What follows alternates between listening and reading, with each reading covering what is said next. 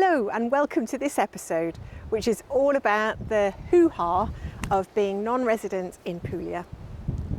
And what's hoo-ha stand for, sir? Definition of a hoo-ha is here.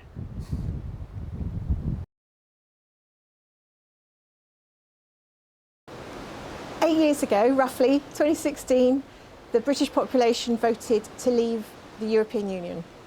We called it Brexit, and it was a nightmare, and it's taken quite a long time to get used to the implications of being no longer in the European Union. One of those implications is we no longer have freedom of movement around the European Union.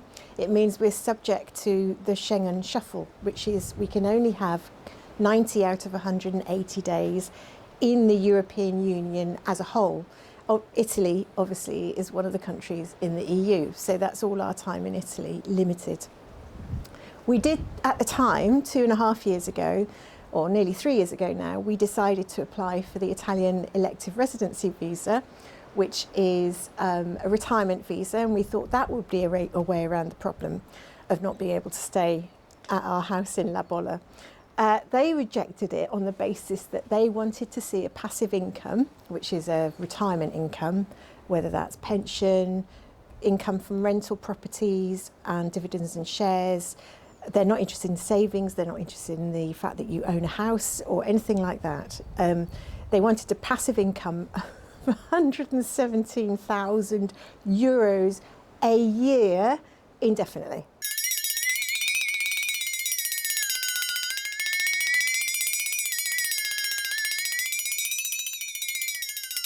So, we'd proven that we could get 40,000 a year as our retirement income, but not that much, and it's crazy. So we actually gave up at that point. We didn't even bother appealing.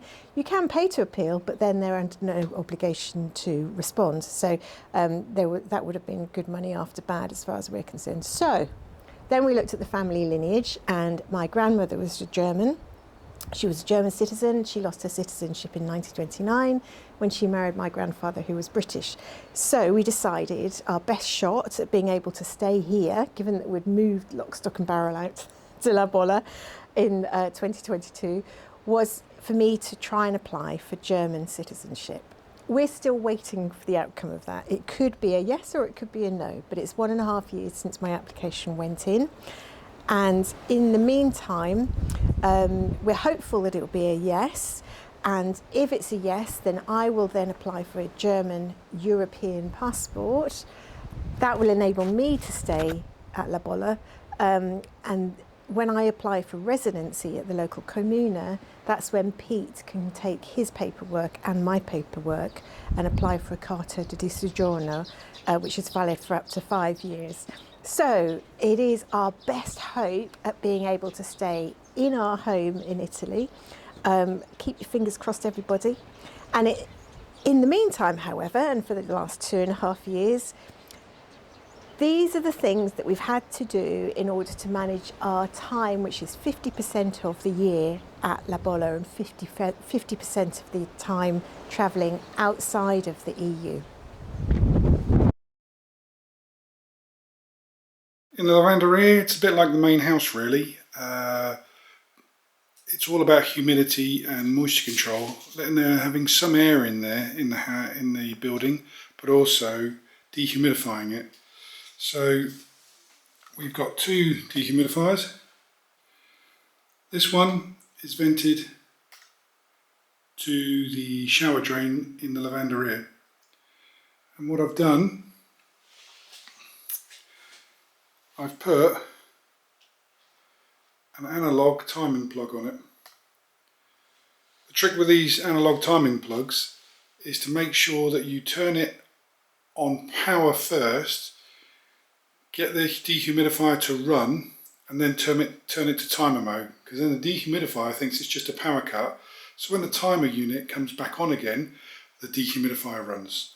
So I've set that up to run for 1.5 hours a day, because obviously we're solar powered and the energy is not a problem. And in the lavanderia we also have a vent open, which is just up there. Gives a little bit of air that goes through for the extractor fan, so we don't necessarily have to leave a window open here. In the main house, in the bathroom, I've positioned another dehumidifier which drains into the shower drain hole. And again, I've set this up the same sort of thing. You can see the analog timer there. Towel rail, I've got this on remote, and there's a Shelly plug down there. So when we're away and we've got excess power, I can put the towel rail on and warm up the bathroom. Last of dehumidifiers, in the end bedroom we've got a Aero 360 dehumidifier there. It's a chemical dehumidifier, sits in here and just does its thing. I've just replaced the tablet that goes in the back. And then coming through to our room,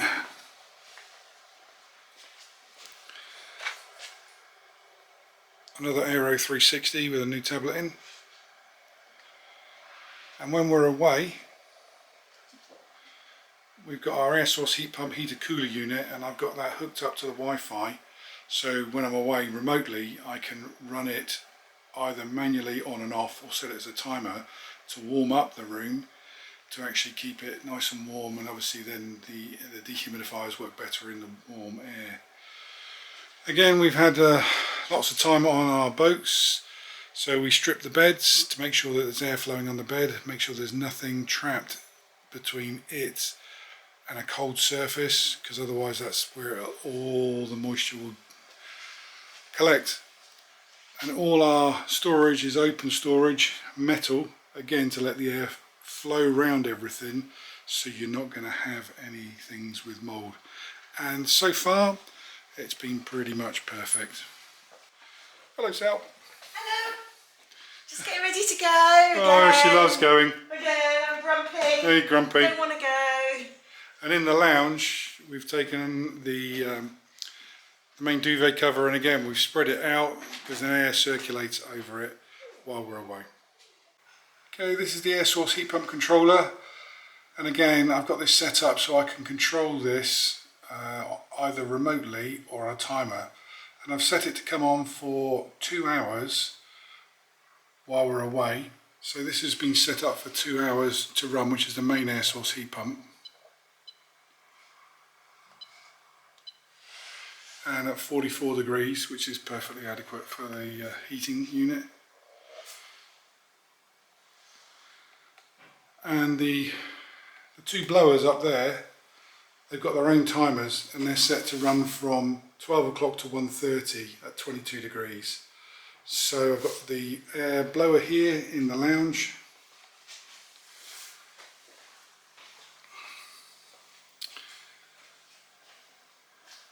And also the blower here in the kitchen. They'll both come on at 12 o'clock because I let the water heat up for about 30 minutes. And then both of these will come on for an hour and a half every day to actually warm the main house up. So these two will warm up the kitchen and the lounge. I can remotely control the one in the bedroom so we can keep the place relatively warm, and the air will be still moving around.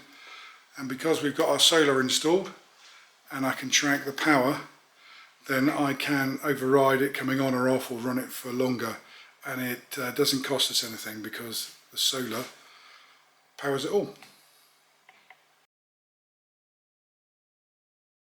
It would be cheaper for us if we had residency in Italy. So expenses is one of the things that we would gain from if we were able to be residents here. There's two types of property tax that one pays in Italy. As a non-resident, you have to pay IMU every year, which is about, on our place, about €250 a year, which equates to about 10% of what we would be paying in the UK as a council tax. So it's still a lot cheaper for us. But while we're non-resident, we have to pay that every year. And then there's one called TARI, which the non-residents have to pay.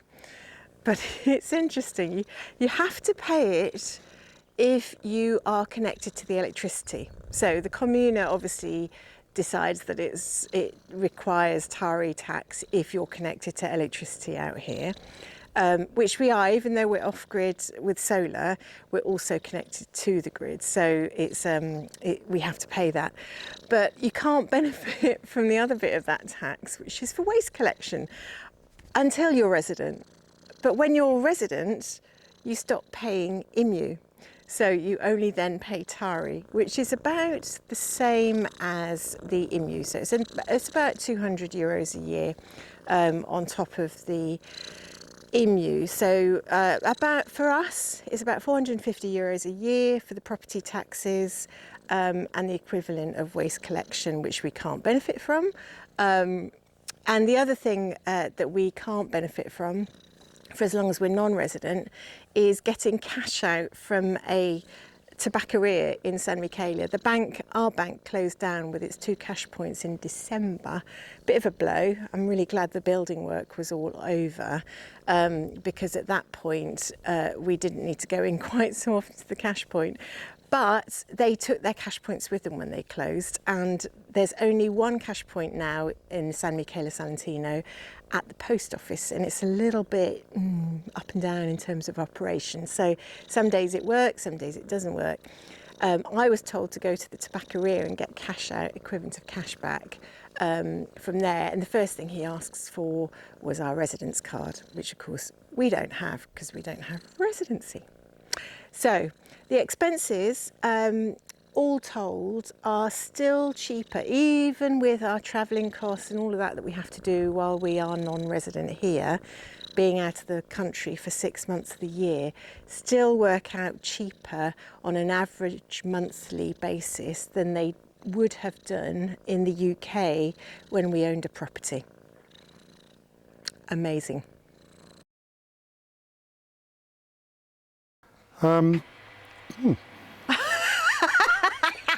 That's the washing machine going then, is it?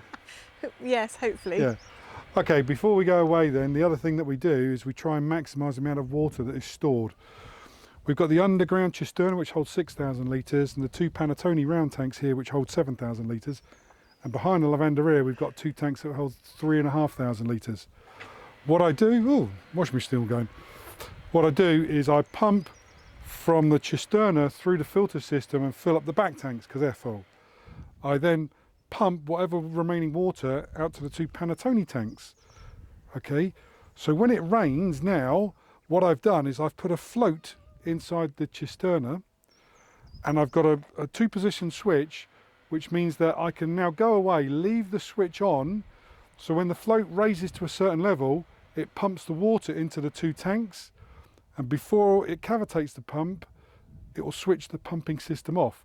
So it goes on, off, with the float system until these 2 tanks are full. When these tanks are full, it's got a ball cock on the top there, which will automatically physically stop it. So when we're away, we can leave it automatically topping these tanks up until they're full, and then fill this one up with those full. So when we came back, we actually had almost 22,000 litres of water. Got to be good. Inside the house, we've got a Birkenfeld, which we put all our water through to filter it. And again, before we go away, this needs to be emptied. I clean the filters off and dry that so it's ready for use when we come back. There's no point in having water sitting in it for over a month. The garage is alarmed like the rest of the house, but before we came out to the UK I bought a garage defender. Fantastic bit of kit, and someone will either cut through the door or cut that one off. And we've also got cameras installed as well. So security is another thing that we really have to think about here. We've got an alarm system linked to a local security group that will come out if the alarm goes off. We've got security cameras, double grated doors, and also we've got the garage defender on it. Next is the car. Before we go away, I pump all the tyres up to the right inflation. When we leave it parked, we leave the handbrake off and the car in gear. Yesterday I charged the battery up so it's fully charged before we go away. And then I've got a small solar panel linked into the OBD port. And inside the car, all of the mats are out because then it doesn't trap moisture underneath the rubber mats. And in the Mondeo in particular, it's got a boot as you open it, the water runs down just like that. You can see it running down. So there's a bit of a design fault there. Well, mind you, it's a huge boot. And then in the boot, I've also taken the mat out to make sure it's aired, because it's all about humidity and trapping the moisture in here, especially in the winter time. So that's the car done. Also, I've defaulted the alarm to be minimum, so it's got the least battery drain on the car. We're only going away for 4 weeks, but it's all set up and hopefully it'll work when we get back. If we lived here, I'd be able to service my equipment like everyone else does, on time, regularly. Unfortunately, before I go away, I have to service all my 4-stroke machinery so it's good when I come back. By servicing, I mean I change the engine oil, I turn the fuel taps off, I drain the fuel out of the carburetors. Any fuel that I've got left, I empty out of the fuel itself, and then I pour into the car, because we're a petrol car, because you don't want to leave it behind. Once I've done that, I'll then, on the 4-stroke machinery, I'll pull the cylinder to top dead centre to close the 2 valves so you don't get any water in. And we've got a shredding machine, a 200cc big shredder. We've also got a rotavator, and I've got a 4-stroke Honda. So I've got 4 items that I need to do that to before I go. The 2 strokes, I've got to take the spark plug out, put a little bit of oil down the cylinder, rotate the cylinder head, and then put the spark plugs back. And I've got 2 items that are 2-stroke engines. I've got the blower and the chainsaw. The 2 chainsaws, I've got an electric and a 2-stroke chainsaw. I've got to take all the chains off, clean the inside, oil it up, because otherwise it just sticks by the time you get back, and then I have to do it when we get back as well. The other things that I have to do from the tool sets, and this is normally really tidy. What's normal? Well, this is normally very tidy. When have we seen it normally? No, this is really not tidy, and this is really untidy because we've been back and it's been chaos. But the other thing you should do is you should not leave the lithium batteries fully charged, because they don't like it. So I'll tend to run down all my Makita batteries to about 50%, because they much prefer to sit at 50%. The other things that I'll do is I'll clean any tools with any rust, I'll oil them, and I'll basically try and tidy up the garage to make sure that it's going to sit here nicely, and when I come back and I can actually use it. So the garage is normally tidy when I get back, tidy before I go, and in the middle a bomb sit it like now.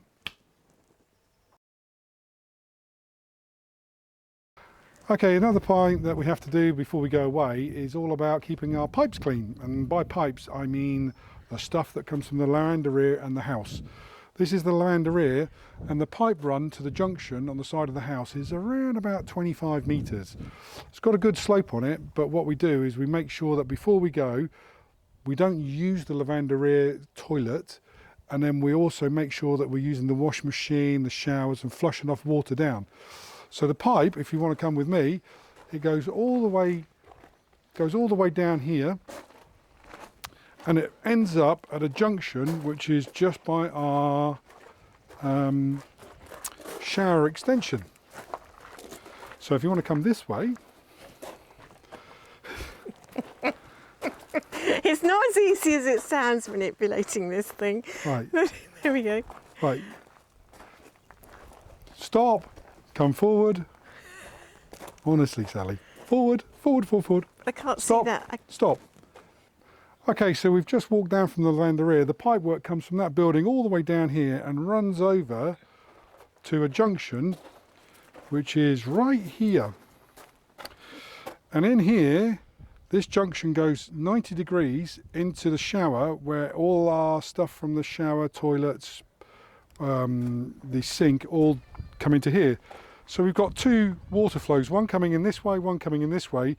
It is angled as it goes in, but we've got to make sure that both pipes are clean and flushed. And then from here, the pipework goes over to our IMOF. So it goes all the way down here past the car. So the pipework is down here, and it goes over to the IMOF, which is actually 12 metres away from the house. So what we don't want to do when we go away is have some nasty things stuck in the pipework, because when we come back, I'll either have to unblock it, which is particularly nasty, and it is nasty, or I'm going to have to get someone else to come out. So we make a real effort to wash the pipes out and make sure that everything is flushed before going. And not use toilet paper. Yeah, no toilet paper, but that's also not good for the IMOF, so we don't. Well, rather not use toilet. We do use toilet yeah, we do. paper. Hold on. We do use toilet paper, but we put it in the bin. We don't put it down the toilet. That's what I meant. Yeah. Sorry. So there we go. Land management. Land management. So, non-residency means that we can't be here all the time. So we have to think ahead about what's going to happen, what's going to grow, the time of year for the weeds, etc. So in terms of what Pete focuses on, he has to think about the trees, strimming down the stuff under the trees so that he can rotivate first thing when we get back, or even rotivate before we go. But that all has to be done preemptively, thinking about the time that we're away and what's likely to happen. So by the time next week comes along, for example, all of this will have been trimmed down, because we have to then be away for 3 or 4 weeks. If we didn't do that, it would get so high that we would then have to spend longer on it when we got back. And as for me, I have to think about the weeds around the plants so that they don't smother them. And if there's any big ones, I have to take those out before they self-seed. But also I have to plant the tiny plug plants that I've grown from seed before we go away, water them in and just hope for the best. If I leave them in their pots, unless I've got someone actually coming around to water them, which I don't like asking people to do that, then they dry out in their pots too quickly, so they wouldn't survive at all. So it's pot luck really with the little plants and whether they will survive. So far so good. Thank you very much for watching our episode on non-residency and what it entails for us, and a bit of the hoo-ha that it creates. It might have even been useful for some people, hope so. Don't hesitate to ask us any questions if you have them, comments, feedback, anything like that. Please subscribe if you'd like to see us carry on with our journey at La Bolla, see if we even get residency one day. Who knows? Yeah, give us a thumbs up if you've enjoyed it. Thanks very much.